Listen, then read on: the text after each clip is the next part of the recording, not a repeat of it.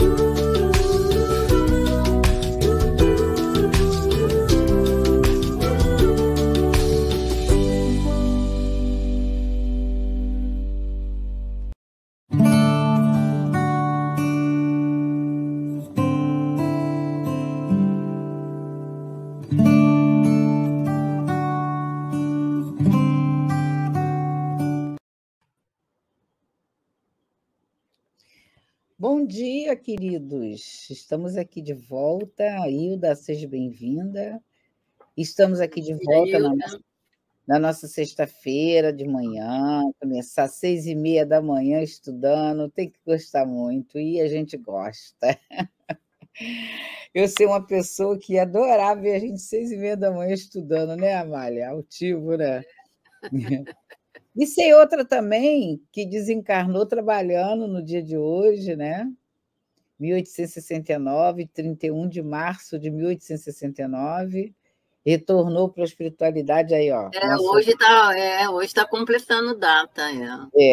Nosso querido Rivail, né? Tudo bem, Rosângela? Bom dia. Bom dia. Quanto a gente precisa aprender com ele? Nossa, muito. Então, hoje o nosso... Sai dele, a gente começa a fazer o que quer. Começa a achar que sabe mais. Exatamente. Tanto que a gente vê, né, a mediunidade antes de Kardec e a mediunidade depois de Kardec. Tem muitos itens diferentes. Mas não podemos começar a estudar antes da prece. É, isso aí. Vamos, então, fazer a nossa prece. A Amália faz a leitura do Evangelho, tá, Amália, por favor? E a Rosângela faz a nossa prece. Tá, posso ler o texto de hoje? Pode ler. Missão dos Espíritas, vou ler 2 parágrafos. Tá, pode ler. Missão dos Espíritas, ao capítulo 20, os trabalhadores da última hora. Missão dos Espíritas. Já não estás percebendo formar-se a tempestade que deve assolar o velho mundo e reduzir a nada a soma das iniquidades terrestres?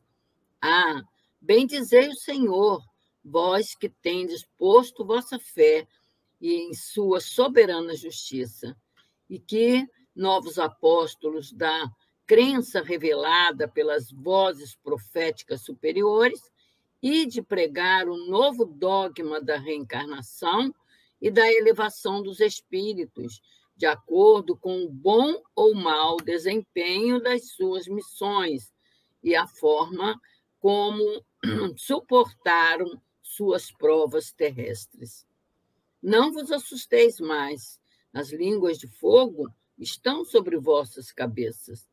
Ó verdadeiros adeptos do Espiritismo, vós sois os eleitos de Deus, e de pregai a palavra divina. É chegada a hora em que deveis sacrificar vossos hábitos, vossos trabalhos e vossas ocupações fúteis para a sua propagação. Ide e pregai aos espíritos elevados. Os espíritos elevados estão convosco. Por certo, falareis a pessoas que não querem ouvir a voz de Deus, pois essa voz incessantemente os faz lembrar da abnegação. Aos avarentos, pregareis desinteresse, aos dissolutos, a abstinência, aos tiranos domésticos, como aos déspotas, a mansidão. Palavras perdidas, eu sei, mas que importa? É preciso que reguem com o vosso suor o terreno em que todos tendes de semear, porque ele não produzirá nem frutificará, a não ser com o reiterado esforço da enxada e da charrua evangélica. Ide e pregai. Vou ler mais um trechinho. Sim, todos nós, todos vós, eu gosto muito desse fechamento. É verdade. Sim, todos vós, homens de boa fé, que acreditais na vossa inferioridade diante dos mundos espalhados pelo infinito, parti em cruzada contra a injustiça e a iniquidade, e de acabai com o culto do bezerro de ouro, que cada dia mais e mais se expande. E de Deus vos conduz. Homens simples e ignorantes, vossas línguas se soltarão, e falareis como nenhum orador fala.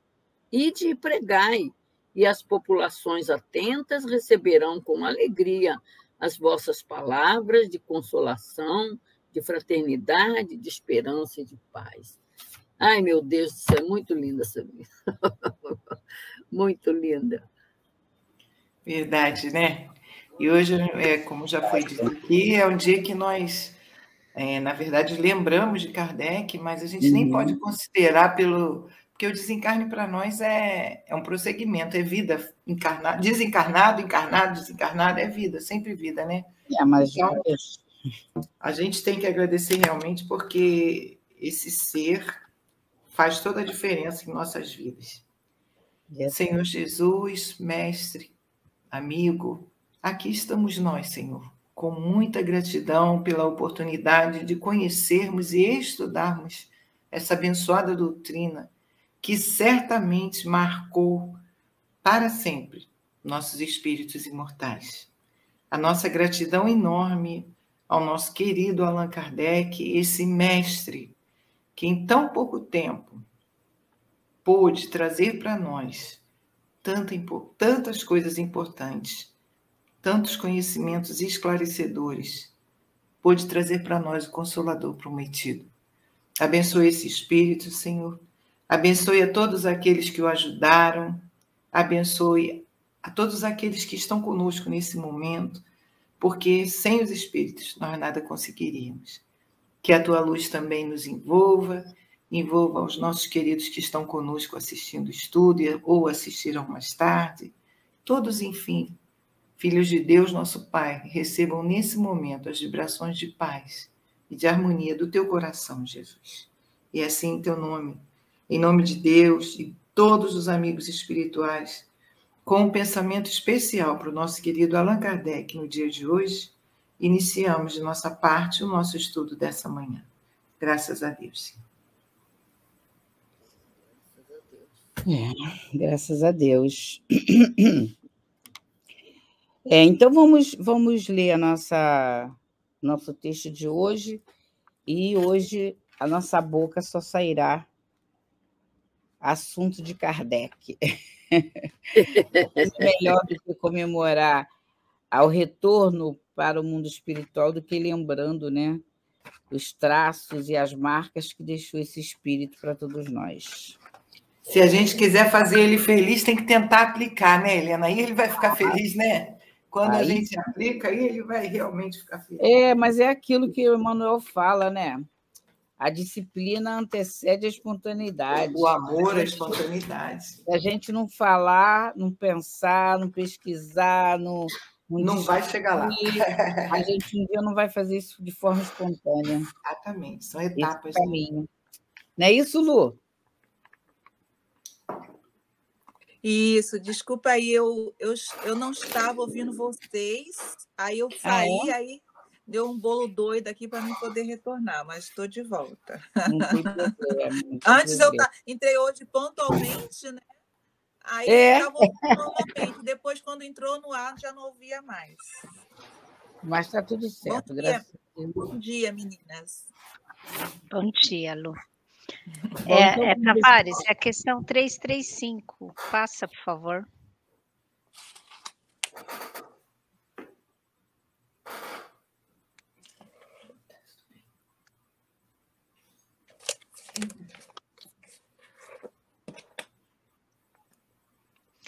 Uma pergunta, vocês responderam as perguntas, as duas que faltaram na aula passada?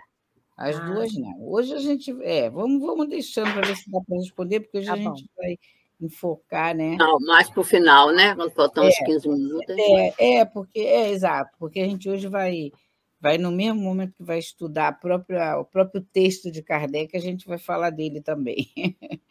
De forma espontânea, o que cada um for lembrando, a gente vai fazer essa homenagem. Então, pode começar com você aí a leitura, tá, Hilda, por favor?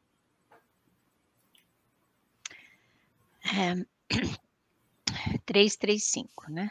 Já vimos de que importância é a uniformidade de sentimentos para a obtenção de bons resultados. Essa uniformidade é necessariamente tanto mais difícil de obter-se quanto maior for o número. Nos pequenos grupos, todos se conhecem melhor, fica-se mais seguro. Quanto aos elementos que neles se introduzem, o silêncio e o recolhimento, aí são mais fáceis e tudo se passa como em família. As grandes assembleias excluem a intimidade pela variedade dos elementos que elas se compõem. Elas exigem locais especiais, recursos peculiares e um aparelho administrativo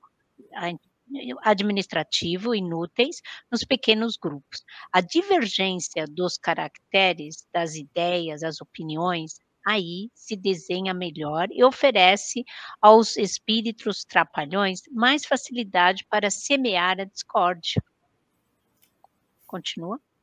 Vai ler tudo, vai até o final. Não, é para ele passar. Ah, tá. É que eu estou acompanhando aqui do meu, porque aí está muito pequenininho. Quanto mais numerosa a reunião, mais difícil se torna contentar todo mundo. Cada um gostaria que os trabalhos fossem dirigidos de acordo com a sua vontade, que se ocupasse preferentemente dos assuntos que mais o interessam. Alguns acreditam que o título de sócio lhes dá o direito de impor sua maneira de ver. Daí os conflitos. Uma causa de mal-estar que leva, cedo ou tarde, à desunião. Depois, à dissolução. Sorte de todas as sociedades, quaisquer que sejam seus objetivos. Os pequenos grupos não estão sujeitos às mesmas flutuações. A queda de uma grande sociedade seria um fracasso aparente para a causa do espiritismo e seus inimigos não deixariam de prevalecer-se disso. Continuando. Eu vou ler do meu, né? A dissolução de um pequeno grupo passa despercebida e, além disso, se um se dispersa, 20 outros se formam ao lado. Ora, 20 grupos de 15 a 20 pessoas farão mais pela propagação do que uma assembleia de 300 a 400 pessoas. Disserá, sem dúvida, que os membros de uma sociedade que agissem, como acabamos de dizer, não seriam verdadeiros espíritas, já que o primeiro dever que a doutrina impõe é a caridade e a benevolência, isto é, perfeitamente justo. Por isso, os que pensam assim são espíritas mais de nome do que de fato. Certamente, não pertence à terceira categoria, item 28. Mas quem diz que sejam realmente espíritas, aqui uma consideração que não é destituída de gravidade se apresenta. Nossa, esse texto aí, então, a gente vai ser o texto da nossa vida. está falando coisas que a gente vivencia no movimento espírita, né, gente? Interessante. Bom, então vamos lá. Vamos começar, no começo, como diz o outro. Vamos lá. Lu, já vimos de que importância é a uniformidade de sentimentos para a obtenção de bons resultados. Já podemos começar aí, né? Podemos. É um ponto interessante. Bom dia, meninas, mais uma vez. E isso se dá nos grupos grandes e nos grupos pequenos. É interessante por quê? Porque, às vezes, nós que participamos de grupos pensamos que uma pessoa que já estuda a doutrina, ela já está apta para entrar no nosso grupo mediúnico. Assim, mesmo aquela pessoa que se diz ter mediunidade, mesmo aquela pessoa que já estuda em algum grupo de estudo. E não é bem assim, porque tem que existir um mínimo que seja de adaptação a esse grupo. E essa adaptação, ela só se dá com a convivência, né? Então, se o grupo já está em funcionamento, essa pessoa, eu não sei como é que o grupo faria, mas ela tem que ter um outro meio. Eu estou falando isso porque nós passamos por isso constantemente. Há aquelas indicações de pessoas, não, mas porque, sabe, não, mas a gente já conhece, não, mas fulano já foi, já voltou.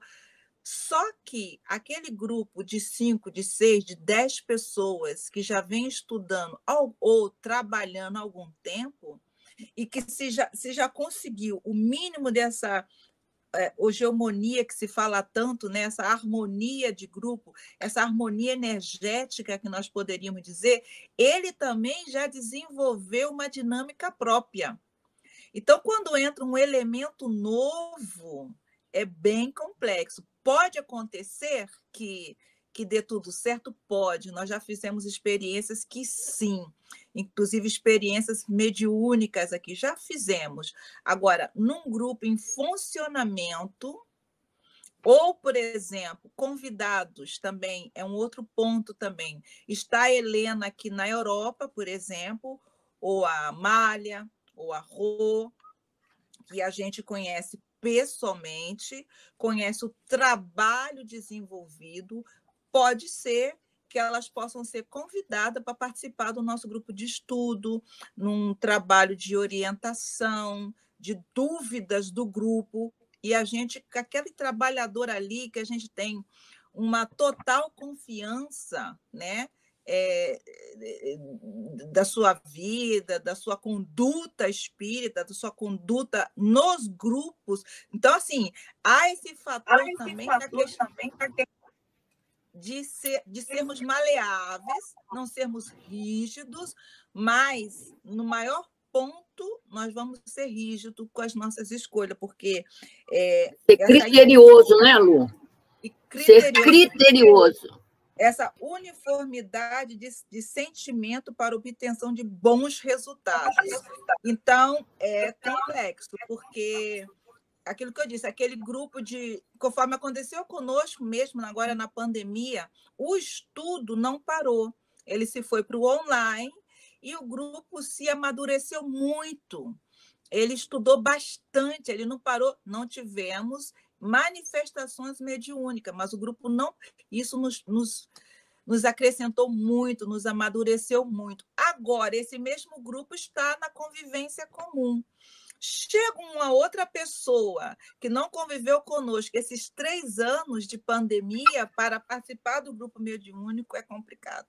Então, assim, tem critérios que... E aí não tem amizade, tá? Não tem porque eu conheço não sei quantos anos. Aí, qual foi a minha sugestão agora?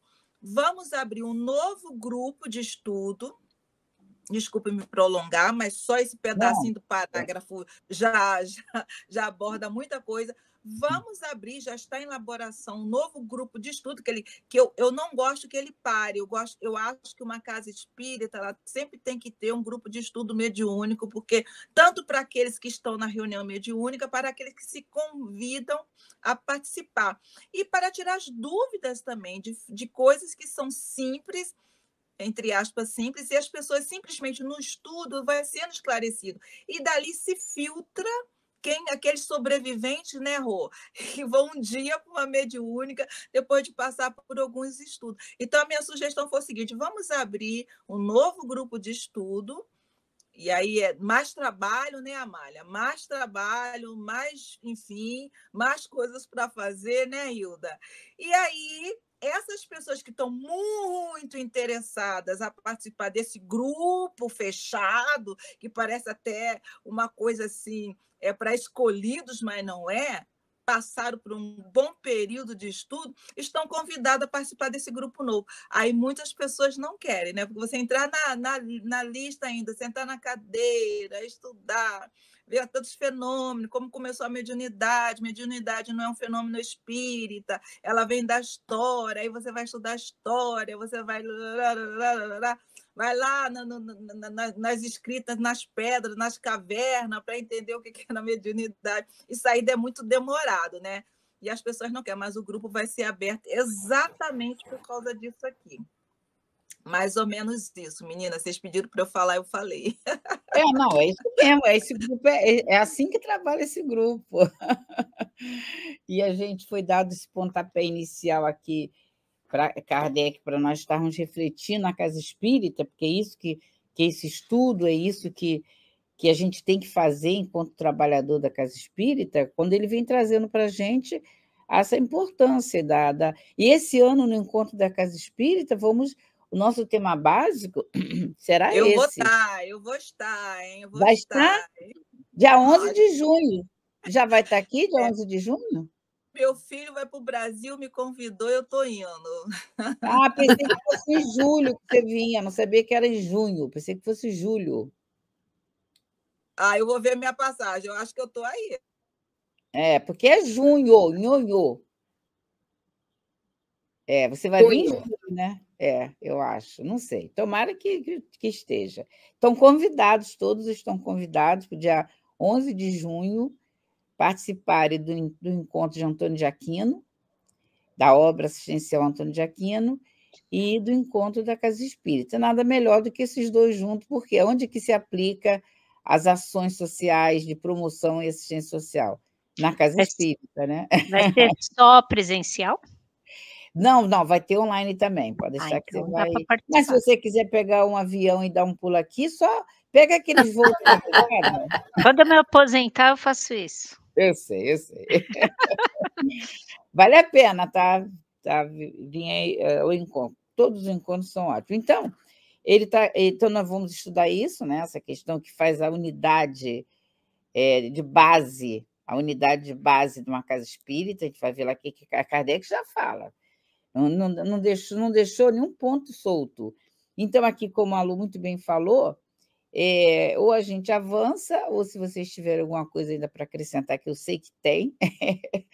Eu queria colocar uma coisinha sobre a unidade de base, que é muito importante eu quero falar também. Os membros virem sendo orientados para se entenderem, porque as diferenças, divergências de pensamento, de opinião, de ação vão acontecer, mas é pela responsabilidade da formação bem feita que a gente supera isso tudo, isso passa, a gente se entende, mesmo que eu não concorde perfeitamente, eu aceito, eu colaboro, mesmo que a Helena, qualquer um vai sempre colaborar, entendendo que, acima de tudo, está a casa e a causa, né? A causa, mais do que a casa.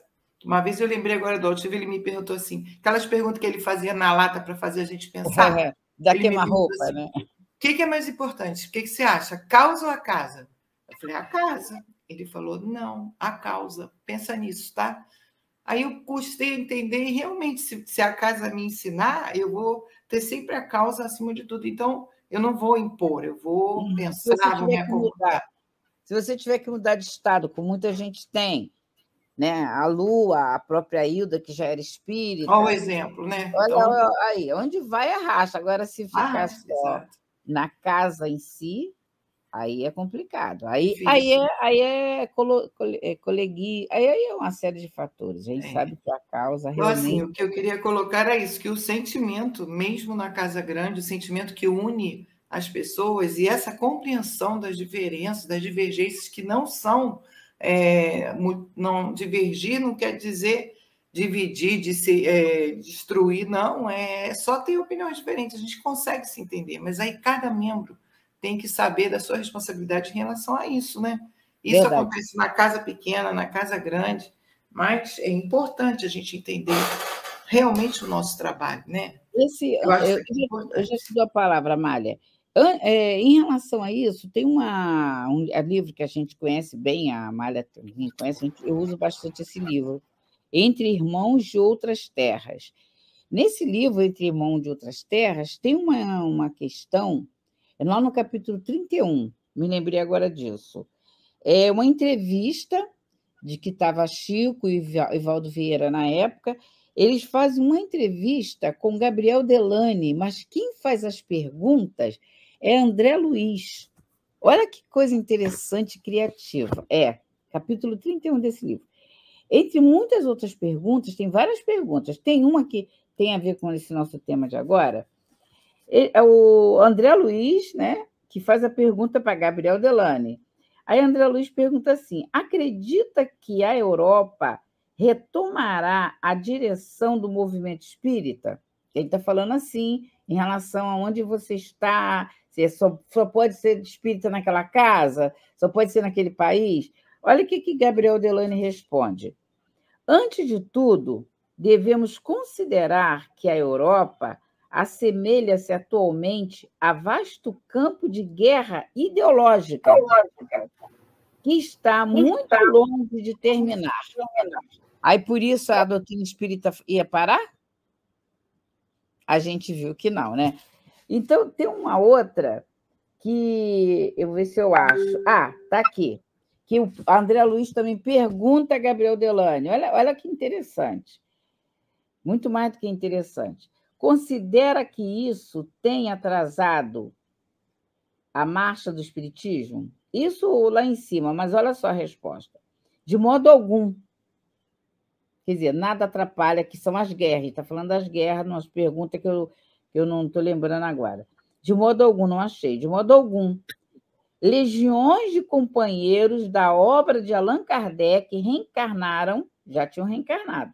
Nem reencarnarão, não. Reencarnaram não só na França, mas igualmente em outros países, notadamente no Brasil, para a sustentação do edifício, aí ele usa esse termo, do edifício kardeciano.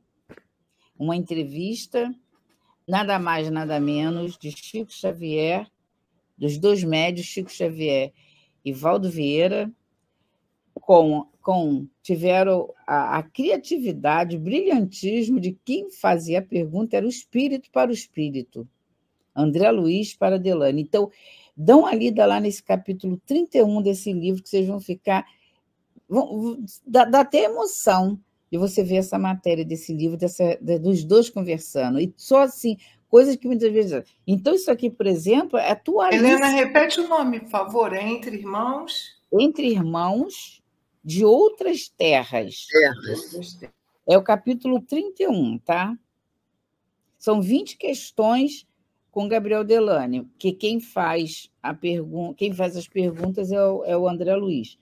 Vou estudar esse livro no Grupo Leopoldo Machado. A gente já usa ele no Grupo Leopoldo Machado, nas nossas viagens. Vou sugerir estudar ele, né? Vale a pena. A gente usa muito ele para compor nosso material de estudo, essas coisas todas.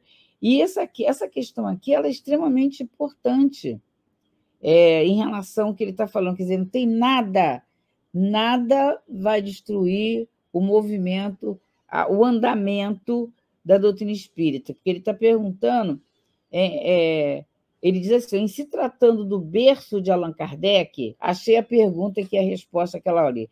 em se tratando do berço de Allan Kardec, ser-nos-á permitido indagar a razão disso? Ele diz assim, não, lá em cima ele diz assim, que nos diz acerca do espiritismo na França? Começa aí. Não nos é lícito dizer haja alcançado o nível ideal. Gabriel Delano responde, não alcançou o nível ideal, isso a gente sabia. Aí ele diz assim, em se tratando do berço de Allan Kardec, se nos há permitido indagar a razão disso, por que o berço de Allan Kardec, por que não foi ideal? Aí Gabriel responde, não podemos esquecer que a França, nos últimos 20 lustros, sofreu a carga de 3 grandes guerras que lhe impuseram sofrimentos e provas terríveis. Isso a gente sabe que foi fato. Aí é quando ele vem, considera isso, tenha atrasado, nem as guerras atrasaram a marcha do espiritismo, ele perguntando. Aí quando ele responde, de modo algum, legiões de companheiros da obra de Allan Kardec reencarnaram, não só na França, mas igualmente em outros países, notadamente no Brasil, para sustentação do edifício kardeciano. Não tenhamos medo de que isso ou aquilo, atitudes inadequadas desse centro ou daquele outro, vai atrapalhar a marcha, ele usa esse termo que eu estava querendo, vai atrapalhar a marcha da implantação do espiritismo no mundo. Né? Então, isso aí é uma coisa atualíssima, né? E, Amália... Literalmente no mundo, né, Helena? Estamos nós aqui no Brasil, Lu em Viena, a Hilda na Alemanha, é no mundo. E aí vai. E olha só, e não somos notórias, não, hein? Somos pessoas anônimas, na nossa simplicidade, que eu vou falar pela gente, eu sei que vocês não vão se ofender, nós não temos dialética. Eu acho legal quem tem, não estou aqui menosprezando, não, que eu acho lindo a pessoa que adoro ver palestra, todo mundo sabe disso. E com postura, assim, e com aquelas inteligências, assim, que assim, meu Deus, como é que a pessoa pensou isso? Mas entre nós, no miudinho, no grupo de estudo, vai saindo cada pérola que, olha, a gente fica boba de reflexão, e aí a gente vai formando um pensamento. E outra coisa, e a intuição dos bons espíritos para a gente falar, para a gente estudar, para a gente criar um texto, para a gente desenvolver, porque no mundo das ideias o debate é democrático, não pode ser só quem é consagrado que pode tirar conclusões. Nós estamos aprendendo com Kardec a ter um senso crítico, a pensar, a fazer como ele fez com os espíritos, perguntou e perguntou e perguntou mais ainda. E os espíritos falam, já te falamos. A mesma coisa a gente debater, ter ideias, termos ideias, não sistema, porque aí já é complicado, né? O sistema é a própria filosofia espírita, mas dentro daquilo ali a gente está perguntando, não entendi, ou não. Engraçado, por enquanto eu não consigo aceitar. Isso é coisa que a gente não aceita mesmo, a gente sabe disso, mas a gente sabe que quando amadurecer mais vai aceitar. Vai, Amália, por favor. Então, talvez eu me alongue um pouquinho. Eu vou trazer 3 personagens. Não tem 3 problema, personagens. Não. Hoje pode. 3 personagens: Kardec, Leon Denis, Altivo Panfiro, que é o maior, o diretor de casa espírita de maior experiência que a gente conhece. Eu conheço. Né, de uma casa grande. Né, e o que eu vou trazer aqui, ele, na época, quando ele falou, já estava com 32 grupos pequenos dentro da Casa Grande, né? E hoje a gente já está com mais de 50, né? E seguindo as diretrizes que ele dá, que eu vou ler aqui para vocês, né? A gente vê. Sabe por quê? Por que é importante a gente saber interpretar o que Kardec está dizendo aqui? Né? Porque quando Kardec não está condenando os grandes grupos, ele está mostrando a dificuldade de se lidar com grandes grupos, né? Que, inclusive, né, você com pequenos grupos que você sustenta um grande grupo, né? Esse é o grande X da questão. O Altivo uma vez falou para mim, assim, né, nesses estudos, se não me engano, está aqui nesse livro. Presidente de casa espírita que tem medo da casa crescer, não permite. tem medo da casa crescer. Ele falou, tem medo. Por quê? Falsa interpretação do que Kardec está mostrando aqui para a gente. Né? Não, Kardec já diz que grande grupo, entendeu? Você vê, não sabe interpretar, é a grande dificuldade, não é isso? Aí a gente vê que o importante é a uniformidade o foco, o Altivo chama de foco. O foco é Kardec. Né? Então, porque já vimos que a importância da uniformidade dos sentimentos para a obtenção de bons resultados. Né? Essa uniformidade é necessariamente tanto mais difícil de obter-se quanto maior for o número. Por isso, você vai ter que saber administrar, dividir em pequenos grupos, mas em pequenos grupos você tem que estar com o mesmo foco. O mesmo foco. Aí, o outro ângulo que quero trazer, antes de mostrar a fala de Altivo, é Leon Denis. Leon Denis, ele compreendia Kardec, ele, conhecedor do trabalho de Kardec, principalmente da necessidade das obras de Kardec serem estudadas particularmente, que é o que o Altivo também vai enfatizar para a gente, né? Ele diz no Invisível, no capítulo 5, olha o que Leon Denis afirma, até que eu costumo falar para o grupo, a gente leu isso até recentemente. Quando eu li isso aqui, eu falei, olha o Celde na cabeça do Leon Denis, já lá na França, né? Lá no tempo dele, já o Celde na cabeça do Leon Denis, no sentido que ele mostra aqui. Olha o que ele diz. A Helena até lembrou a questão da doutrina crescer aqui nos outros continentes, né? Nos outros países, não na França, né? Por aí. Porque até o assunto é grande, se a gente deixar, ele vai embora. Ele diz assim, os espiritualistas de Além-Mar, porque Leon Denis chamava, né, os espiritualistas modernos, né, que ele chamava os espíritos. Os espiritualistas de Além-Mar imaginam criar em vários grandes centros americanos casas ou edifícios contendo um certo número de salas apropriadas aos diferentes gêneros de manifestações e munidas de aparelhos de controle e experimentação. Cada sala, impregnando-se pelo uso do magnetismo particular que convém a essas experiências, seria feita uma ordem especial de fenômenos, materializações, incorporações, escrita, tipologia. Um órgão colocado no centro do edifício espalharia em todas as suas partes, nas horas das sessões, vibrações poderosas, a fim de estabelecer nos fluidos em ação e no pensamento dos assistentes a utilidade e a harmonia tão necessária. O foco, né? Ele até considera que a música, né, poderia ajudar. Aí, até nisso, houve distorcimento, essas coisas. Aí, ele mostra claramente, como eu até coloquei, a gente vê, ele fala em aparelhamento. Isso no mundo, no lado invisível, na nossa casa, é completamente isso mesmo. O Altivo dizia que nós não tínhamos noção de todo o aparelhamento que tem dentro da casa espírita para ser realizado os trabalhos. Né? Por exemplo, ele fala a sala da desobsessão, da irradiação, né? Todas essas, como a gente tem o que a gente chama o apartamento lá do trabalho da psicografia. Esse é o projeto, né? Que deverá se desenvolver quanto mais o encarnado se preparar para isso, mais a espiritualidade vai materializando, né, essas atividades na casa espírita.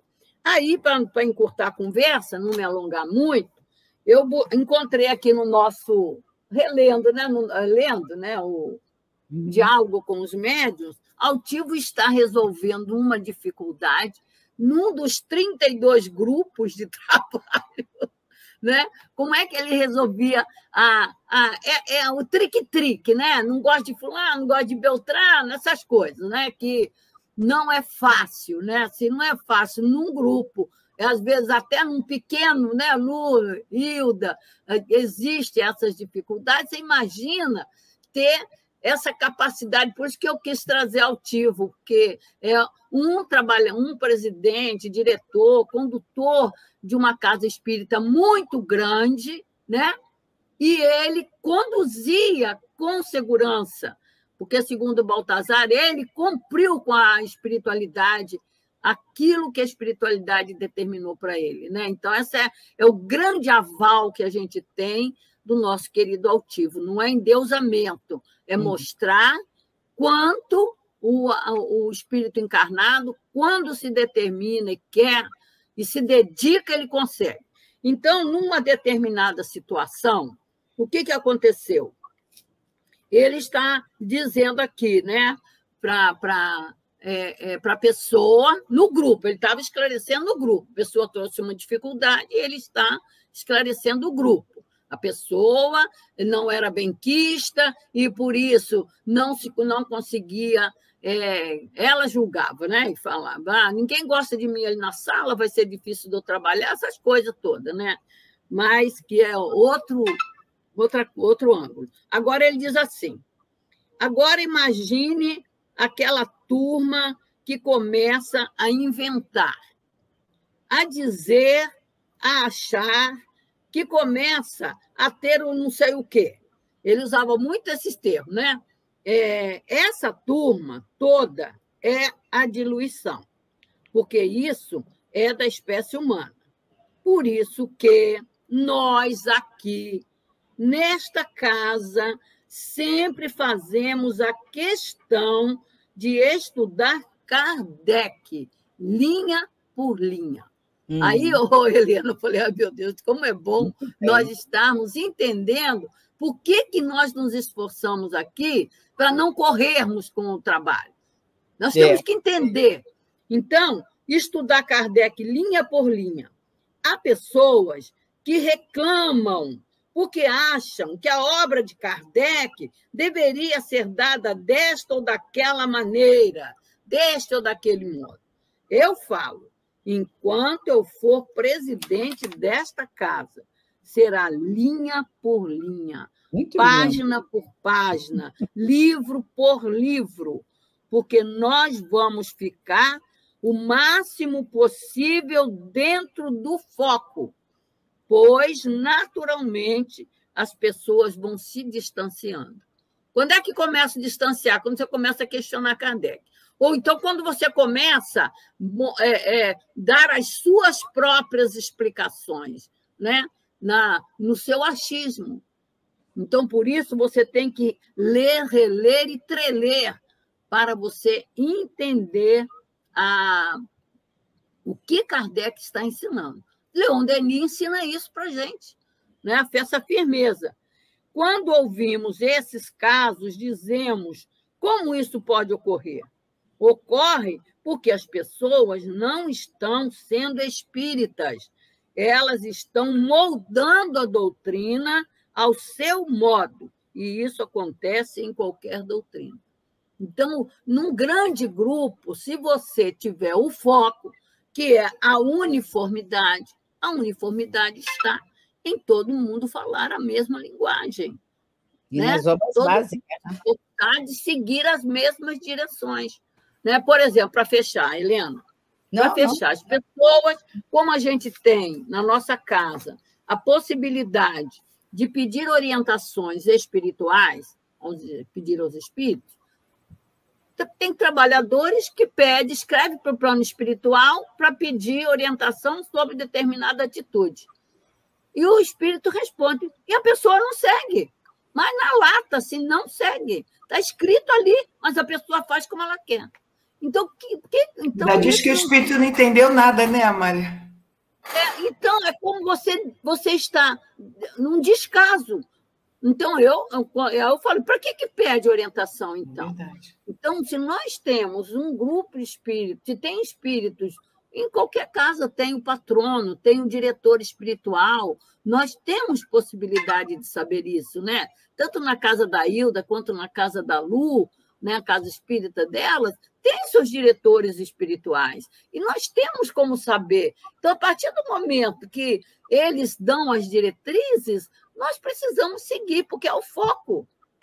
Quando sai desse foco, começa a, como o Altivo falou, parte para a diluição do grupo.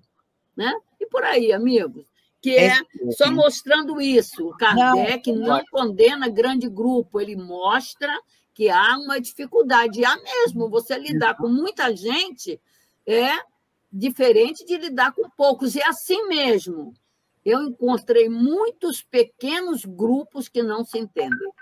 Desculpa, gente, um abraço. Isso aí, exatamente. Helena, eu só queria colocar o quanto o Altivo tinha essa questão de nos ensinar, respeitar e seguir Kardec. Quando eu comecei, que ele foi o meu primeiro evangelizador, eu não sabia nada, não entendia nada. Ele fazia a gente estar com o livro dos Espíritos na mão. E ele falava, a gente tem que se acostumar, tem que conhecer esse livro, vamos mexer no livro, vamos. E a gente ficava com o livro dos Espíritos. E isso ficou assim muito marcado em mim, esse respeito ao trabalho de Kardec, que a gente escuta, né? Não mais tanto quanto antes, pelo menos no meu núcleo, no meu grupo de pessoas, eu acho que Kardec está desatualizado, porque começa a aparecer um monte de coisa, que são os achismos, as diferenças, e as pessoas acham que tem que inovar. Nossa, a gente ainda nem entendeu o Kardec direito, vai inovar o quê, né? Quando a gente vai linha por linha, a gente vê que tem muita coisa para entender ainda, né?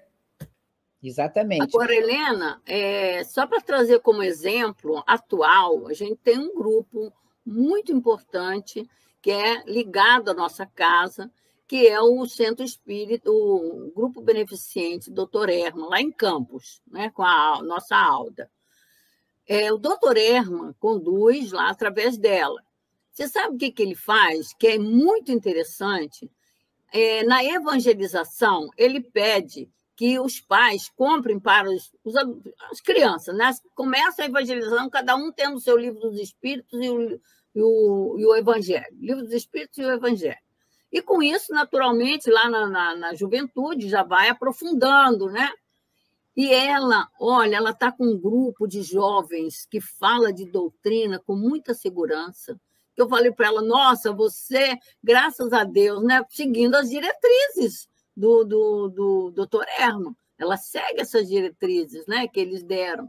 Então, esses jovens que hoje são... Eu admiro muito, vou dizer para vocês, porque eu os conheci criança lá.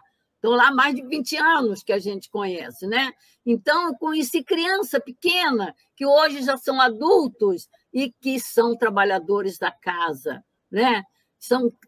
Começam lá com 17, 18 anos, já começam a falar de doutrina, já começam. Por quê? Porque desde a infância foram acompanhando a evangelização e ela segue, desculpe aí a gente dar essa puxadinha na brasa da nossa sardinha, ela segue as nossas diretrizes, a diretriz do CELD, que foi o Altivo que orientou ela, né?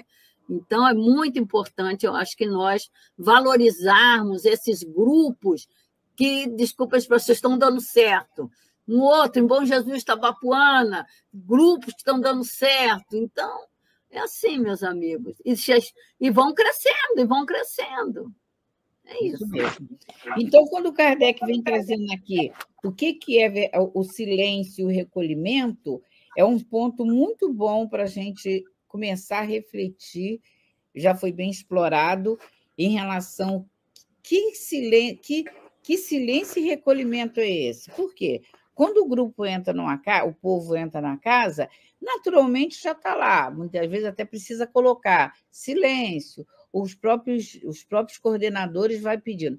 Mas é só desse silêncio, desse recolhimento que Kardec está falando? Seria só disso, Lu?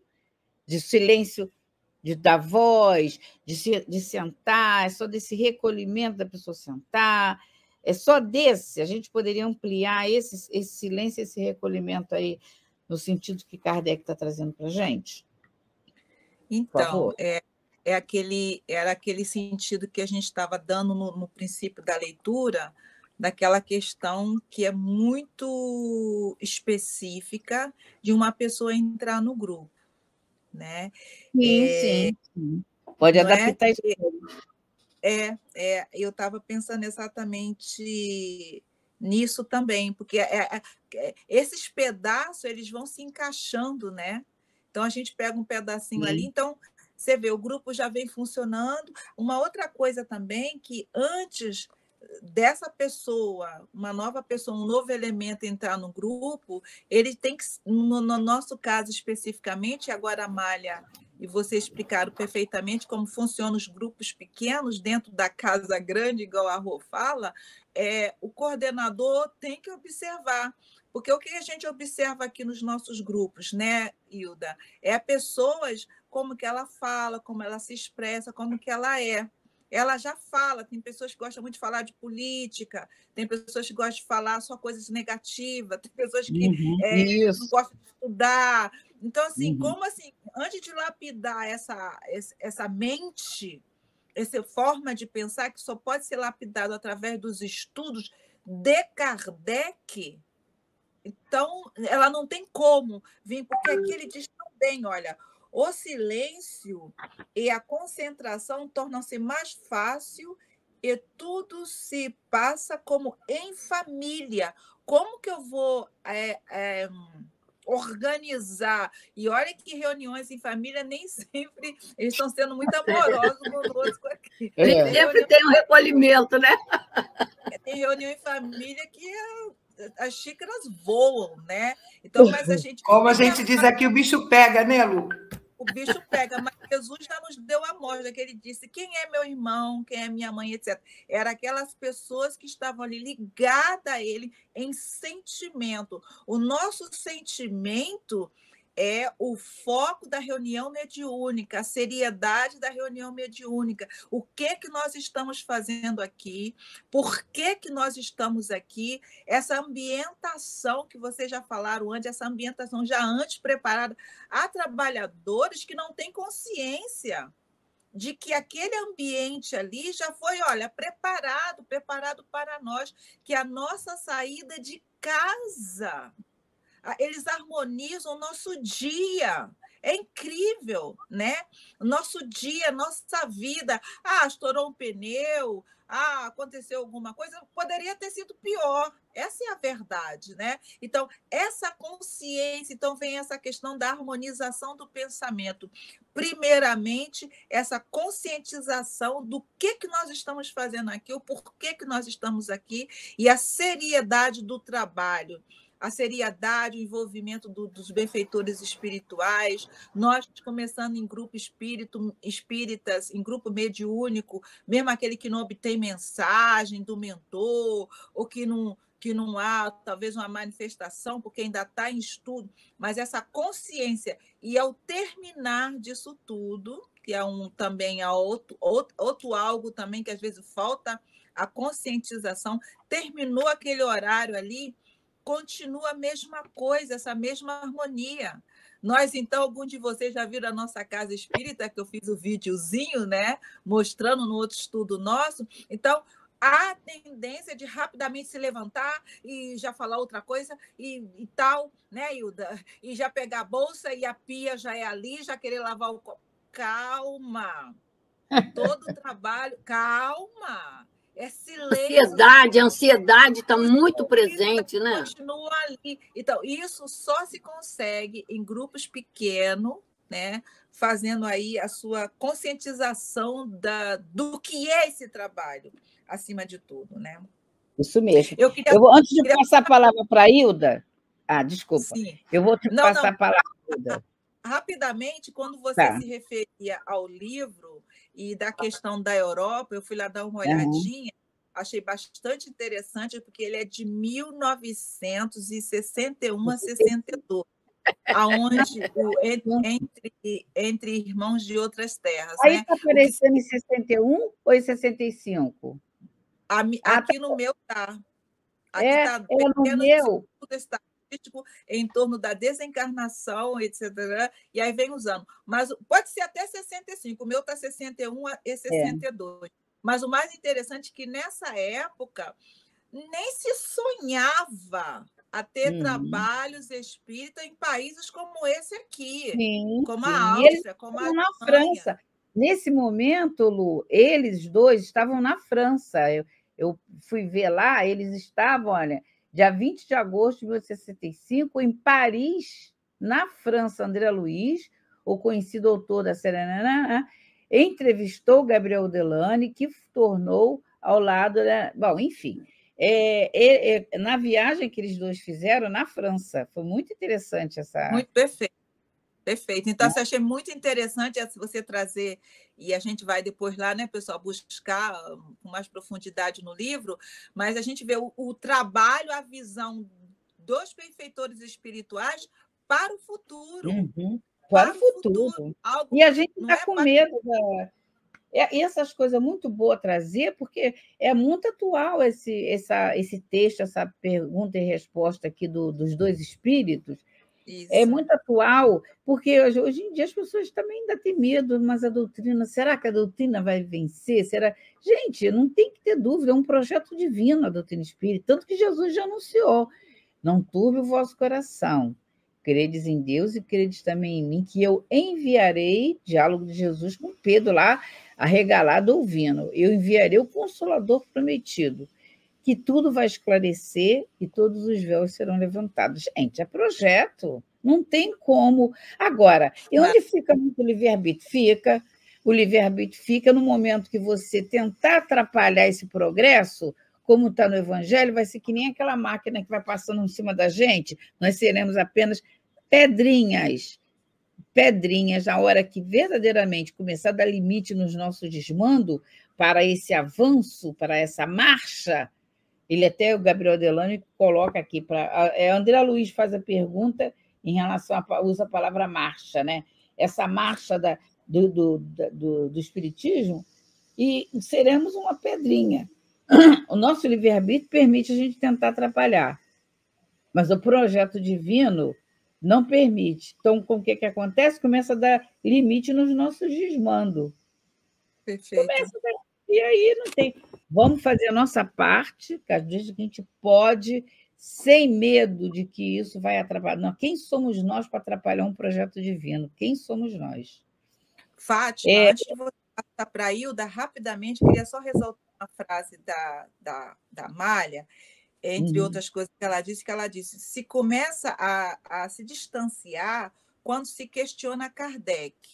E isso é um ponto importante para nós observarmos nesses grupos de estudo, porque não é que a pessoa, às vezes, vai questionar Kardec, mas a postura dela, a postura da pessoa mostra que ela está questionando Kardec, porque ela está dentro de um grupo de estudo, onde se estuda Kardec, mas ela quer trazer de tudo menos Kardec. Muito cuidado quando a gente vai levar essas pessoas para a reunião mediúnica, porque isso vai dar ruim. No bom português, não vai dar certo, porque mostra já que é uma pessoa rebelde, que ela não está se adaptando às nossas normas de estudo. Ora, se eu estou no católico, no evangélico, no ubandismo, eu vou me adaptar àquelas regras. Então, dentro das nossas casas espíritas, tem nossas regras, que é Kardec, primeiramente. A casa espírita que não tem Kardec, primeiramente, tem, mas não é linha de Kardec. Então, estão ali fazendo o que eles querem, não é Kardec. Então, aqui já é uma opção muito grande, que a gente vai no silêncio, né? Vamos pegar a sabedoria do seu altivo, né? E aí vamos devagarinho começando a observar, só no silêncio observando. Essas pessoas já estão anos já estudando, mas questionam Kardec, às vezes não em palavras, mas em atos. Era isso. Esse é o recolhimento verdadeiro. Você está que ele vai dizer mais à frente, é que ele diz mais à frente, daqui a pouco vai dizer que Kardec está ultrapassado. Não é da frente do assunto, é que a gente não foi adiante. Entendeu? Hilda, fala, Hilda, querida. Então, o assunto está quente, tá bom, tá gostoso. Vocês vão falando, vai surgindo muita coisa, e depois vem o outro, aí surge de novo outro, aí eu me perco. Por isso tem que fazer a nota. Agora você tem todo o tempo do mundo. Já nem sabe mais o que ia falar, coitada. Aí eu ponho, não, agora eu volto. Mas lembrando, desde o começo, né? Eu até peguei já esse livro que eu achei muito importante, né? Já achei ele, já vou pôr em ativa aqui Vou pegar o meu ali. Então, inclusive, eu acho muito apropriado o que vocês estavam falando, porque eu estou dando, vieram alemães agora para o grupo, e então eu estou dando um curso de iniciantes, né? E aí uma alemã, ela tem mediunidade, então eu disse para ela que ela precisa aprender a doutrina espírita, ela vem de uma outra linha totalmente esotérica, tal, então, aí, né, é de quinta-feira que eu faço com elas.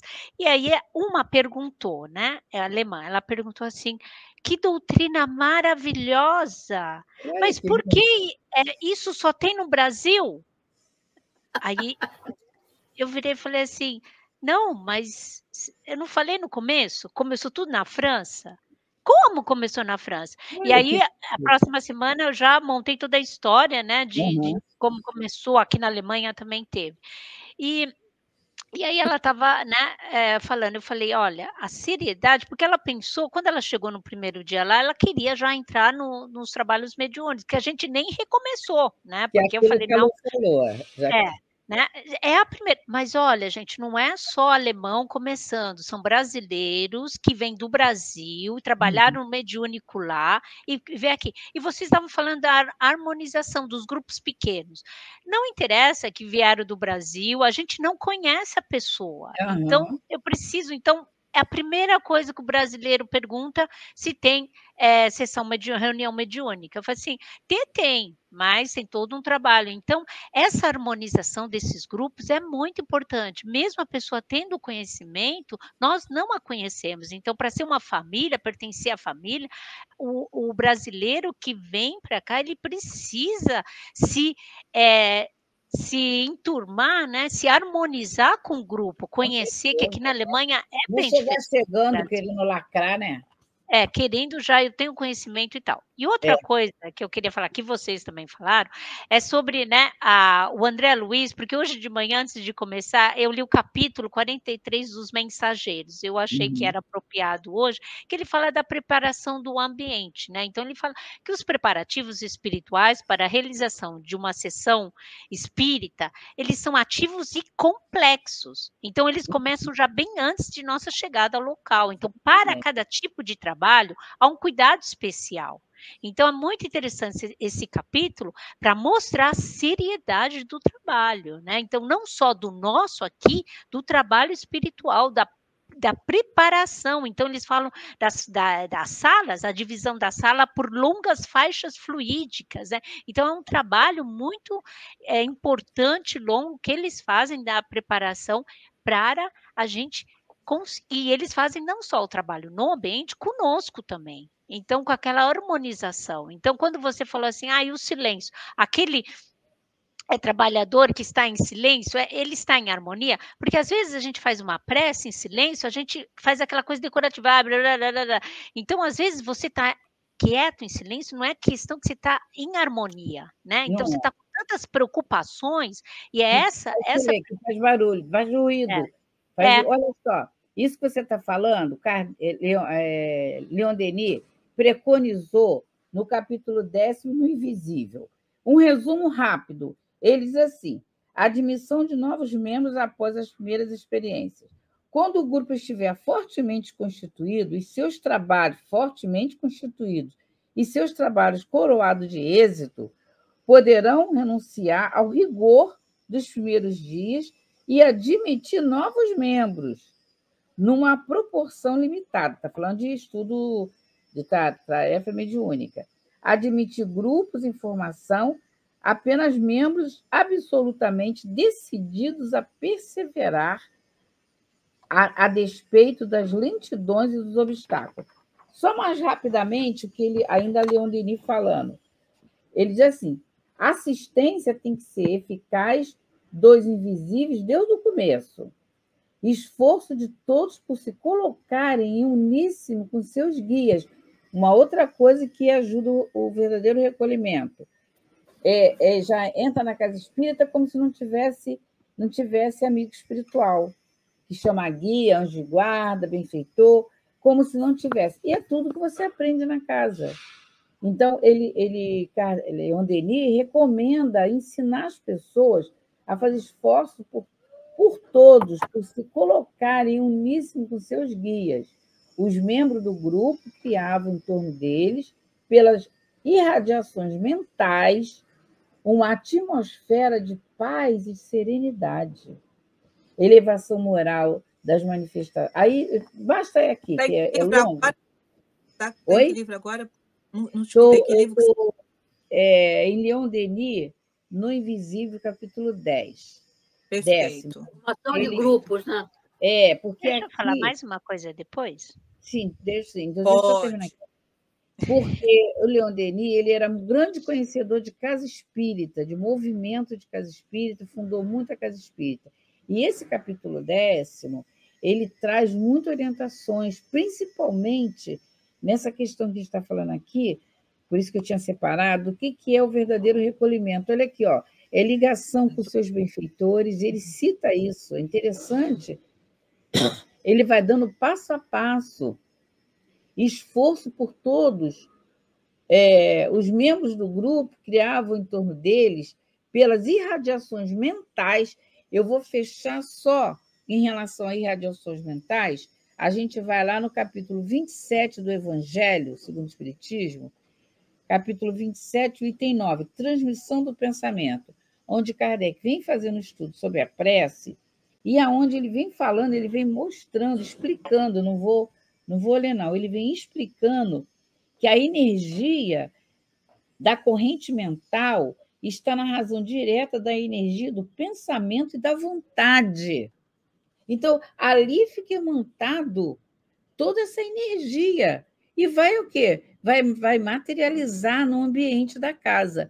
Então, nesse trabalho mediúnico, se não preparar as pessoas, se não souber, não tiver coragem de dizer, não, você ainda não é o momento, o grupo já está uníssimo, primeiro se prepara e deixar... É isso que Kardec está falando no verdadeiro recolhimento, como a gente está querendo estudar aqui. Não só silêncio. Lógico, a pessoa vai chegar na sala, vai ficar naquele silêncio, mas o olho vai ficar correndo. Na hora que estiver fazendo a prece, ela não vai ter hábito de acompanhar, a pessoa está fazendo uma prece, ela está fazendo outra. Ela não, é um está em casa. Está em outro lugar. Está em outro lugar. Então, primeiro esperar e educar, porque se a casa espírita for cheia, mas não educar aquele público, não adianta muito, né? Só cheia. Então, para a gente, Kardec tem nos ensinado, nós temos aprendido aos pouquinhos, mas temos, que não ficar com esse mito do muito. Lá é muito bom, muito carro na frente da porta, é cheio pra caramba. Mas você sabe se aquela casa está educando aquele povo? Porque às vezes é muito cheio, mas é aquela casa que tem muita casa cheia por aí.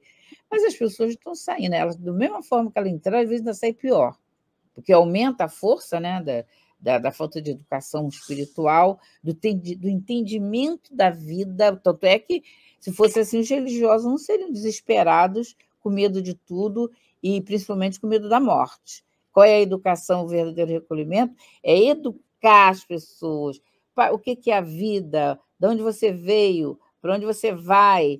Qual é o objetivo da vida? Qual é o objetivo de morrer? O que é morrer verdadeiramente? Não, é só porque fala desencarnar? Não é só por causa da palavra desencarnar que é diferente, não. Como é o morrer? É o entendimento. A gente vai lá, aí a gente aconselha fazer curso, ler depois da morte, como o Leon Denis tanto fala sobre lá as questões do mundo todo. Enfim, Hilda, fala aí, minha filha, desculpa. Depois da Hilda também eu estou... Tá. A semana passada foi a comemoração dos 20 anos da Federação Espírita Alemã, eu estava presente. E eu apresentei a campanha Comece pelo Começo, dos livros aqui em alemão, né? E aí estavam várias pessoas, alemães também, tudo foi em alemão. E quando eu estava falando do livro dos espíritos, que a gente tem que começar pelo livro dos espíritos e tal, veio uma sugestão, porque aí depois veio a pergunta, como trazer mais alemães para os centros espíritas, né? E veio o grupo onde quase só tem alemães, e ele virou e falou assim, olha, vocês brasileiros, vocês estão fazendo errado, por isso que a gente não traz alemães para cá, porque vocês ficam falando muito de Deus e de Jesus, e a gente tem que começar, a gente, por que a gente não traz pela sessão mediúnica? Nossa, naquilo eu falei assim, gente, como nós vamos falar de fenômenos, trazer os alemães que vêm, porque eles têm mediunidade, geralmente, né? E aí trazer, já colocar uma pessoa que nunca ouviu falar de Deus, ou não acredita começar em pelo Deus. telhado, né, Hilda? E como que a gente vai fazer Fenômeno é de Deus, né? essa harmonização sem Jesus? Como que a gente vai fazer a nossa transformação para essa... A tarefa aí é grande, hein? Então, aí naquilo, e olha que é espírita de muitos, muitos anos, né? Esses alemães. E tem brasileiros juntos. Aí a gente falou assim, olha, não vamos encher a cara. Dá até vontade de estar junto com a Hilda nessa hora, para ajudar ela, né? Mentalmente. Ainda bem, tem aí a presidente, né, ela virou e falou assim, olha, sem Jesus e sem Deus não tem espiritismo. Aí eu falei assim, é isso, gente, não podemos começar do final. Então, para a gente alcançar uma sessão, uma reunião mediúnica, como nós estamos falando aqui de harmonia, nós precisamos aprender primeiro o que é a doutrina espírita e o que é a doutrina espírita. É todo o ensinamento também de Jesus, que nós estamos aqui explicando, né, mais claramente, não por parábola. Então, primeiro a gente precisa aprender isso, como que nós vamos, né, entrar numa reunião mediúnica, trazer aquele médium que nunca ouviu falar de Jesus, ou não, nessa vida, né? Então, é isso que é importante. Eu fiquei assim, eu falei, não, eu preciso falar disso agora, para vocês verem a diferença do Brasil com aqui. Sua luta, nossa. Não, muito grande. Ô, Hilda, existe na Revista Espírita uma matéria, dezembro de 68. Pode usar a palavra religião na doutrina espírita? É a matéria de Kardec. O espiritismo é uma religião? Não vou ler, não, só estou dizendo isso. E na de dezembro, ainda também na de 68, então o espiritismo... Aí ele vem colocando essa questão. Vamos tirar os espíritos da casa espírita? Então, é no mesmo mês, eu estou verificando aqui, no mesmo mês, pensei que fosse até bem diferente, né? Não. É no mesmo mês, só que é uma matéria grande, muito boa, extremamente necessária. Só para dar um gostinho da matéria, Kardec fala assim, ora, sim, sem dúvidas, senhores, no sentido filosófico, o espiritismo é uma religião, e nós nos glorificamos por isso, palavra de Kardec, tá? E nós olha só, dá até arrepio, né? E nós nos glorificamos por isso, porque é a doutrina que funda os elos da fraternidade e da comunhão de pensamentos, não sobre uma simples convenção, mas sobre bases mais sólidas, as mesmas da lei da natureza. Então, existe sim Deus e Jesus. Gente, é fabulosa essa... A revista é dezembro de 68. Dezembro de 68. E a gente sabe, antes de terminar, a gente vai ver o que Kardec estava escrevendo no momento que ele desencarnou. Falam vocês primeiro, que a gente vai ver que matéria que Kardec estava escrevendo no momento do desencarne dele. Como diz o jovem, né, Camilo Flammarion, lá no discurso que ele fez, morreu como viveu, trabalhando. O discurso é enorme, mas no final ele fala, morreu como viveu, trabalhando. Quem tinha pedido a palavra? Você, não foi? A Hilda. Moá. Foi a Lu agora. Foi a Moá ali. Foi a Moazinha ali. Eu tinha uma coisa para falar, a Hilda começou a falar, comecei a viajar. Tem que escrever aí, Lu. Eu estou escrevendo aqui para poder não esquecer. Eu também. Eu conheço um alemão que ele fez muito por o movimento. Eu espero que nós não estejamos falando da mesma pessoa. Ele fez muito por o movimento espírita na Alemanha, muito mesmo. Ele escreveu artigos muito bons, ele está envolvido no campo de pessoas que eram também brasileiros, que eram espíritas, e o cara, de uns anos para cá, ele está falando outras coisas, escrevendo outras coisas, né? E é mais ou menos nessa linha aí E ele trouxe muitos alemães, muitas pessoas da fala alemã para o movimento espírita, né? Então, isso aí, às vezes, que também é o cuidado do encantamento, né? Que a gente vê as pessoas chegar. Isso que a Hilda falou, já aconteceu conosco, vai acontecer outras vezes, mas o meu ponto era que, por exemplo, o quanto que é importante nós, casas pequenas, porque a gente sabe que os grupos grandes têm, termos aquele chamado grupo de estudo da mediunidade. Que nós vamos ter, seja apostilas já prontas, seja livro, nós vamos. Já tem material em alemão, por exemplo, para isso, e se não tiver, façamos, porque nós já moramos aqui há algum tempo, então nós temos uma capacidade mínima de pegar um livro em português e translatá-lo para o alemão, não é difícil isso, porque não vai traduzir o livro, vai traduzir as nossas necessidades. Então, há que haver um filtro. A pessoa ela tem que passar primeiro por esse grupo, entender o que é espírito, seja ela brasileira, seja ela de outro planeta, seja lá alemão, eu estou na terra dela, mas aqui é as nossas regras, do nosso estudo. Ela tem que passar por esse filtro para ela pensar e ir para uma reunião mediúnica. Então, isso aí faz parte também da nossa seriedade. É a seriedade da casa, é a seriedade... Porque não adianta, esse grupo não vai para frente, esse grupo de gente que acha que tem mediunidade, vai fazer o quê ali? E aí a gente volta numa temática já bastante discutida por nós aqui, e se Deus quiser, nós vamos voltar muito nela, que tem muito a ver com os nossos grupos aqui na Europa, que é o dirigente da casa, que libera geral. Libera geral porque libera geral. Trazem pessoas, ele libera geral, seja para os fenômenos. Na Alemanha, a Hilda deve saber disso, que temos casas espíritas dirigidas por gente muito querida do nosso convívio. E aqui na Áustria nós também temos, que recebe desde santo, nada contra, quando há outras linhas religiosas, do candomblé, da umbanda, absolutamente nada contra. Mas, por favor, não se denomine casa espírita. Não se denomina outra coisa. Então, é mais complexo do que vocês imaginam. E as pessoas estão lá como casa espírita. Aí vem o trabalho da federação, das uniões, fazer alguma coisa. Tira seu nome, né? Tira seu nome. Eu sou agora um bandista, eu sou agora, né?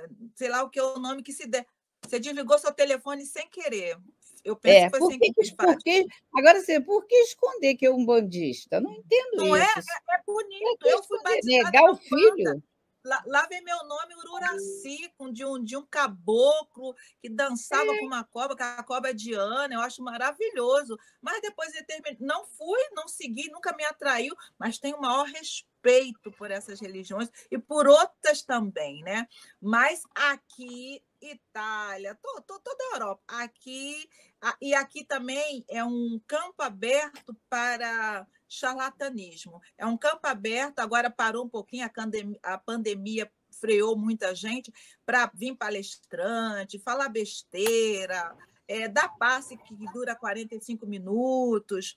Olha, gente, aqui a gente só se apega em Kardec, faz o que a gente pode, esperando que sim, que a raiz vai ser fincada, que outras pessoas vão estar desenvolvendo esse trabalho, que nós iremos desencarnar, provavelmente na próxima reencarnação. A Amália já vai reencarnar aqui, né? Vai sair da boa vida que ela tem no céu. Eu vou para onde Jesus me mandar. Eu vou para onde Jesus me mandar. Dona Rô também vai parar de boa vida no céu. É isso, menina. Dando uma lapidazinha nesse tema bem delicado. Eu espero até merecer isso, ir para onde Jesus me mandar. Pode merecer isso. Ô, Lu, e outra coisa que eu acho muito importante na questão de já começar com a mediunidade é o risco, né? É o risco que o médium iniciante que já começa corre, porque ele não vai ter conhecimento, muitas vezes, para se proteger, se autoproteger, né? Então, E outra é coisa arriscado. importantíssima que a Hilda falou, que é um fenômeno também nosso aqui, é brasileiros que chegam, que já sabem, que já foi, que já tem mediunidade, que a mediunidade dele é aflorada, recebe até na árvore, não sei o que e tal. Lu, aqui no Brasil acontece isso, Lu. Aqui no Brasil acontece isso. Nós tivemos um grupo, só para vocês exemplificar, numa determinada cidade de Minas Gerais, que chegou lá um casal brasileiro, né? O grupo era fértil de médiuns jovens, sabe? Muito grande. Assim, foi o grupo que o grupo que eu encontrei nessas nossas viagens de um número de médiuns grande de jovens. Quando não chegou um casal lá dizendo que há mais de 20 anos frequentavam a casa espírita, e menina separou esse grupo de mim, foi só para destruiu ali o trabalho, né? Porque foi envolvendo o grupo de médios somente no fenômeno, somente em fenômeno, tirou aquele grupo de médiums daquela casa. Você vê aonde a imprudência, a invigilância chegou. Tirou esse grupo, levou para um determinado sítio só para fazer experiência, sabe? E, inclusive, um dos médios desencarnou, entendeu? Um dos jovens lá, numa situação difícil, que são situações difíceis. Esse casal, se dizendo espírita de não sei quantos anos, e, no entanto, fez essa lambança, né? Como o Paulo Nagai sempre usa esse termo, fez essa lambança, aqui no Brasil. Então, por quê? Porque cadê o Kardec? Cadê o estudo? E olha que esse grupo tinha sido orientado por um espírito benfeitor que não aceitasse nada fora de Kardec. Nada. E aí, a imprudência, a invigilância. Olha, eles ficaram arrasadíssimos. Deu até muita pena. Mas é isso aí. Então, gente, E quanto a essa questão de Jesus, nós conhecemos casos particulares, né? Bem sérios no Brasil, onde se disse também não está indo à frente porque está se falando muito de Jesus. É uma temática aí no Brasil, uma temática que a Fátima... Não, é isso que eu estou dizendo. Por isso que vão brasileiros fazer lambança aí na Europa. A Fátima trouxe na semana passada um argumento, se eu me lembro rapidamente, a questão de muita... nem sei se foi nesse estudo, tá, gente? Mas foi semana passada, da questão de muita psicoterapia, psicologia, dentro da doutrina espírita, que é maravilhoso. Mas quando a gente vai só por esse viés, só esse, sem ter o evangelho na mão, rapidamente a gente foge de Jesus, porque a gente vai achar... A própria Joana de Ângeles fala de Jesus o tempo todo. O pessoal quer comparar, quer estudar Joana sem Jesus e Kardec. E Joana é Jesus e Kardec. E Deus. É verdade. Então, gente, vamos... Quanto tempo tem? Então, menos de 10 minutos. Nós conseguimos falar mais do que a Fátima. Então, olha só, menos de 10 minutos a gente vai lembrar. Como que a gente vai estar lembrando que nesse dia 31 de 1869, estava lá nosso querido irmão maior, né, abaixo de Jesus, preparando lá mais um artigo para a Revista Espírita. Ele ia se mudar, ele estava naquele endereço ele tinha um contrato na Passagem Santa Ana, que estava vencido, então ele pretendia deixá-lo, no dia 1º de abril ele ia fazer a mudança, e retirar para a Vila Segur. Não sei se pronuncia assim, Lu que sabe francês, é Vila Segur.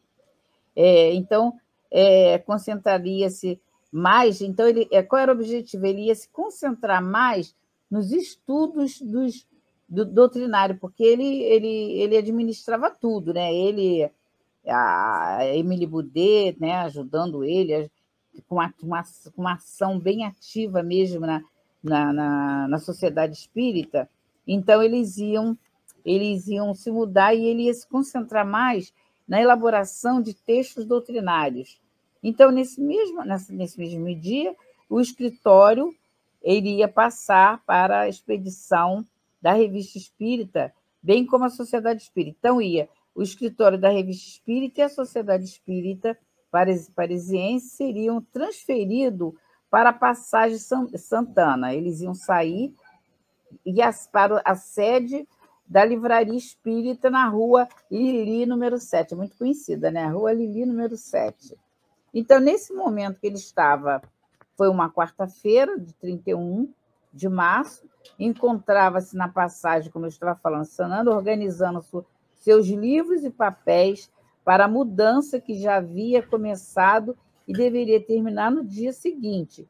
Durante a manhã, recebeu o funcionário de uma livraria que desejava adquirir um número da Revista Espírita. Ao entregar o exemplar, subitamente Kardec perdeu os sentidos e tombou no solo. A gente lembrando que Alexandre Delane, amigo de Kardec, da família, que morava na passagem Chouzu, recebeu o aviso e prestou, sem demora, a ajuda que podia. Então, lembrando que Alexandre Delane morava ali perto da onde Kardec passou mal. Então, foi por isso que o jovem astrônomo, esqueci o nome dele, qual é o nome dele? Ah, meu Deus, qual é o nome do que fez essa... Gabriel Delane? Não, Gabriel Delane não. Gabriel Delane não. Que fez o discurso dele.